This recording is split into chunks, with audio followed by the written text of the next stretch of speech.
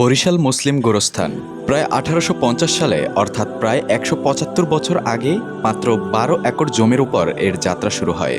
তখন থেকে আজ অবধি লাখো মানুষের শেষ বিশ্রামের স্থান হয়ে উঠেছে এই মাটি। এখানে শুয়ে আছে বরিশালের সাধারণ মানুষ থেকে শুরু করে শিক্ষাবিদ, রাজনীতিবিদ, আলেম উলামা, সব বয়সের, সব শ্রেণীর, সব পেশার মানুষ। প্রতিটি কবরের সারি দেখলেই মনে হয় দুনিয়ার সব অহংকার, সব লোভ, হিংসা এখানে এসে থেমে যায়। এখানে সবাই সমান, ধনী গরিব বড় ছোট সবারই শেষ ঠিকানা এই মাটির নিচে।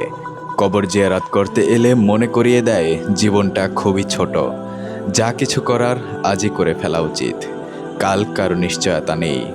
এটা এমন একটি জায়গা যেখানে কাজে আসে না আপনার ধন সম্পদ, অহংকার এবং ক্ষমতা। এখানে কাজ করে শুধু আপনার ভালো কাজগুলো। মৃতদের জন্য মাগফিরাত কামনা করি।